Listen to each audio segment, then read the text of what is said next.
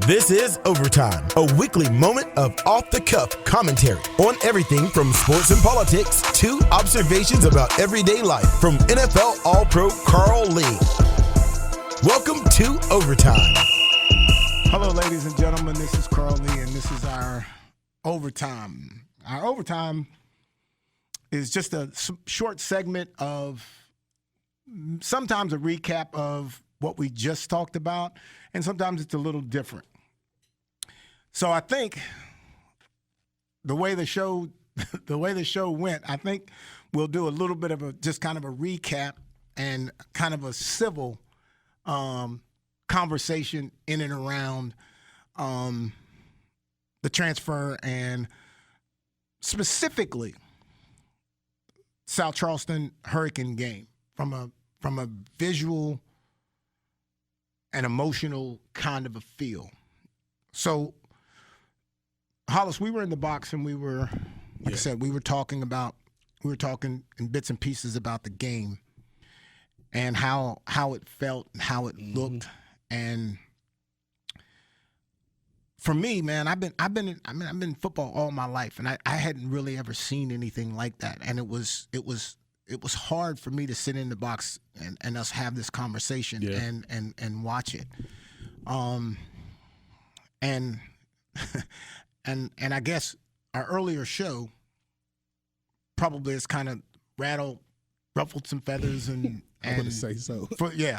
And let me just say this to that.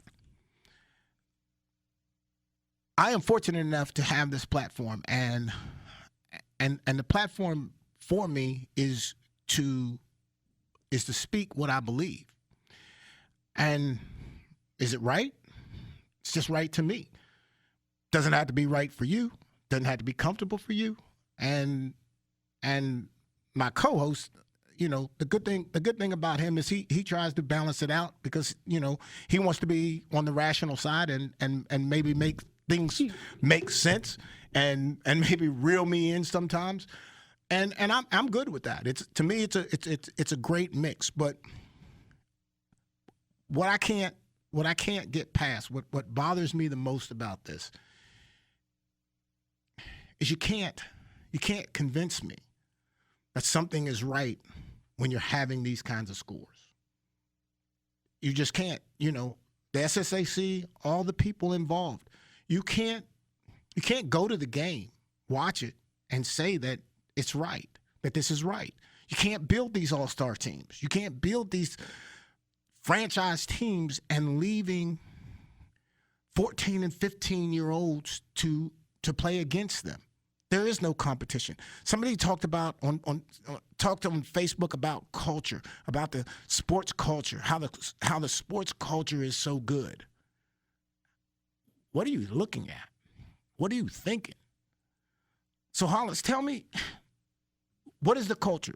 What is the culture that we're building in high school football? What does that culture look like? And what are we? Is it positive or is it negative? Man, that's a very layered question because, you know, obviously it's going to vary from program to program depending on where you're at. Well, give me what it must look like from the top, and then if you were at the top, how would you feel?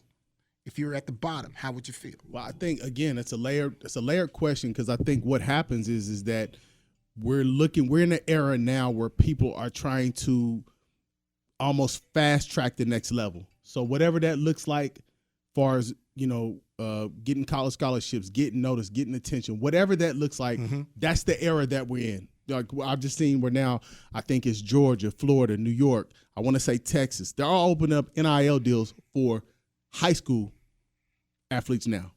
So what that's going to look like moving forward is that I have to put my child in the best position to be as good as he or she can be on the field to try to get as much social media following as possible in order to maximize or monetize these opportunities while they're there. So I think we're at I don't want to say selfish, but that's the only word I have right now. So I think we're at a selfish era in sports. You're not thinking of necessarily community. You're not thinking of team holistically as far as you're going to sacrifice for the team. You're thinking of, I want to go to this team because maybe this team could propel me. I think that's where we're at. And we see that with the kids going, I mean, a kid will be in school 4 years, obviously, and they may go to 4 different high schools. So when you talk about going somewhere, because I want to go to college. I want to go to D1. Yeah. And some coaches know this. You got to fit the metrics too. You can be good. You can be good here in the state. We've had a ton of great football players, basketball players that have come through the system that did not play college ball. Because when they get there, it's different. But I'm with you. But and there's nothing more. I can't be more proud of any athlete out of the state of West Virginia who has some measure of success, who can go. I don't care if it's D50. I don't care. Yeah. I play college ball. If you got a chance to play college ball, play it. Play it, yeah, play 100%. It. Play it. But I think we're getting to a different era, right? I think even talking about the metric comment, right? I think we're getting to an era now because once NIL goes national, because that's where it's going. If it's Florida, New York, California, Texas, it's coming home very soon. Now the question is going to be what success looks like in high school, right? Just like college. We've seen the young women who are at LSU. Some of them could go to the WNBA, but they said, why? Right. I'm making hundreds of thousands of millions here. So if I'm a high school kid, maybe I'm a great running back, but I'm 5'7", $150 playing for a single A, double A school. But I'm very popular in that community. Mm-hmm. Maybe I graduate high school, I got some records, we went to the playoffs, and maybe I could cash in that NIL, get me a car. That may be success in the future. Not necessarily college and moving forward. And I can give you that. Mm-hmm. I buy that. But here's the problem is what is the bar? And I guess when I ask the question what is the bar? Like, what is that great player? Or is he just a great player on your team and you get him money in the community? Kroger's gives him some money and, whatever. I don't see. Do you see? Now let's use a guy like Wayne Harris. Let's not use specific names. This just, the only reason I was going to use him because I think he is a dog. Like he is. So he's not a community based.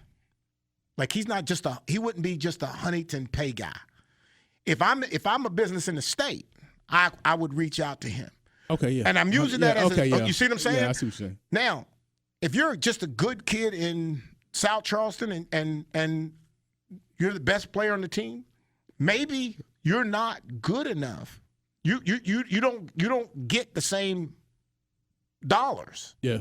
I think when you start creating that, I think now what we're creating is we're creating a selfishness, because now I got to get the ball.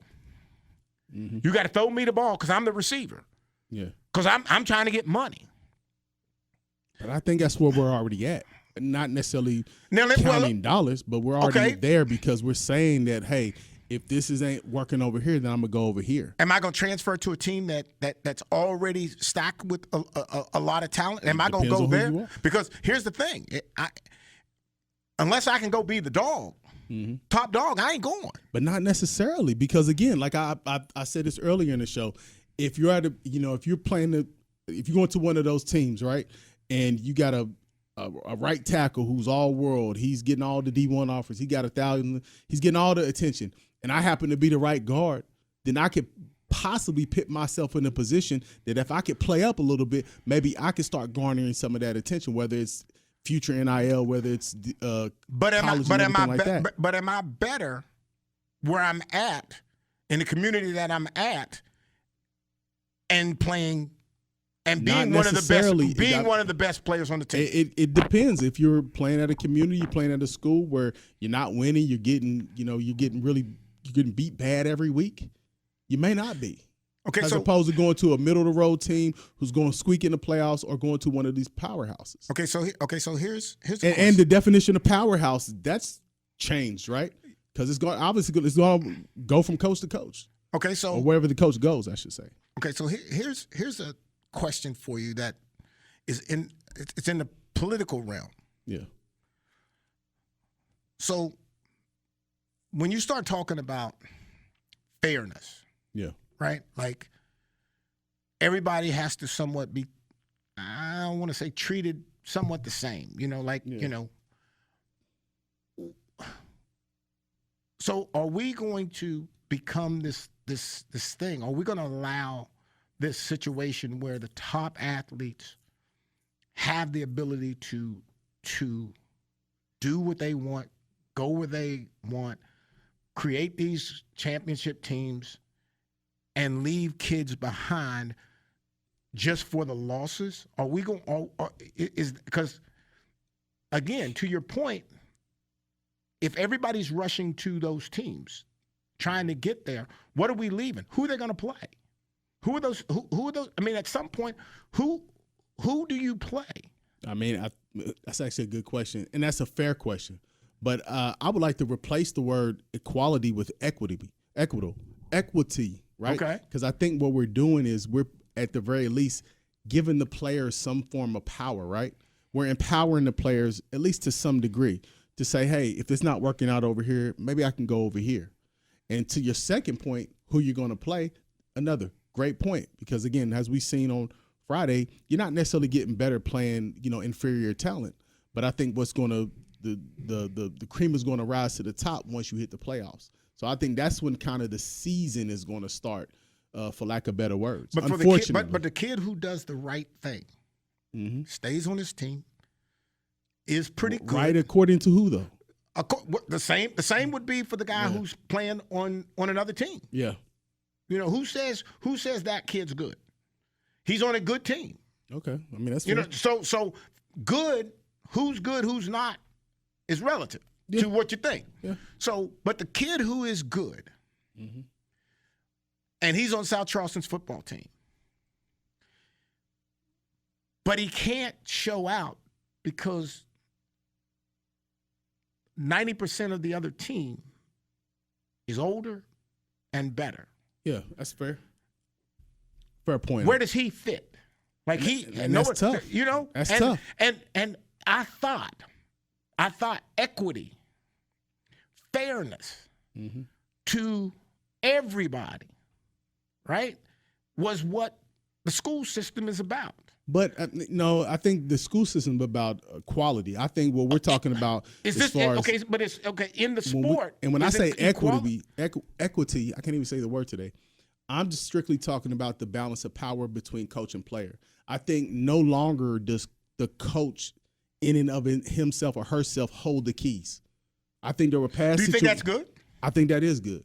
I think there's past situations in which you may have had those good players who could have played at a state or possibly walked on or played at a Marshall or WVU or any of those like schools who were hampered, who were not given that shot because of whatever relationship that went awry with that player and coach. But now I think that same player now has the opportunity to go to a better situation in which they may be able to thrive in. Okay, so let me ask this question to your point. And again, and I'm not saying the system's not getting abused. I'm not saying that either. But I'm just saying, I think that's, to me, when I looked at the heart of the rule, I think that's what it strived to balance out. Through your entire career as a player. Yeah. I'm sure that you passed through, was involved with some coach that you didn't like. Could have been me. No, wasn't you. But to me, there's something about that coach that when you get done with him and you see how he pushed you, you see him in a different light. And that's fair, but I don't think that's always the outcome isn't always positive. I think for myself, for people like you, for other people who are situated like us, who are mentally as strong as maybe you and I are, that works out. Because I can think of, when you said that, I thought about two coaches in particular, right? that now when I was with them, it was hell on earth. But now that I reflect, I understand what they was trying to do, and I understand how I could have benefited or been better in that situation. But that's me, right? I can't necessarily pick that off on somebody else because that may not work for somebody else. That coach could literally destroy this player's career, and that player could never ever recover. Well, at the end of the day, I don't care what anybody tries to say. Your success is individualized. It's individualized. I don't care. I'm just like, a coach can push you. A coach can pat you on the back. Coach can say, "Oh, great," and you could be a good player. You could be, an all-state player. You could be all of those kind of things. You get all the trophies that come with it. Yeah. But the thing that you lack, it's like tackling. You can teach tackling every day, but everybody ain't for it when it comes to being live. So what happens is, all of a sudden, when you get to the end of the road, and all of a sudden you don't have that opportunity to go to that D1, you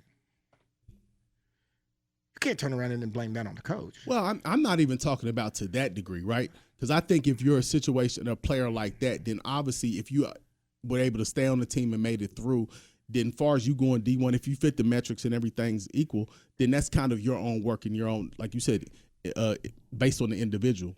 I guess what I'm thinking about is more of the case in which you have coaches, or you did have coaches, who held so much power that, they didn't even try to inquire about kids who maybe were kind of on the team, and they would, kick them off the team. And I've seen situations where these coaches have, because they didn't, not that they didn't need them, but because they had so much talent and it was so fruitful, they throw these kids away, and then these kids had been on the street. Because we all know, you and I both know, to some of us, football, basketball, baseball is the thing that's going to carry us through, right? It's the thing that's going to keep us on the straight and narrow. And without that, some kids are going to run astray. So what I'm saying is that a little shift in the power, to me, is not necessarily a bad thing.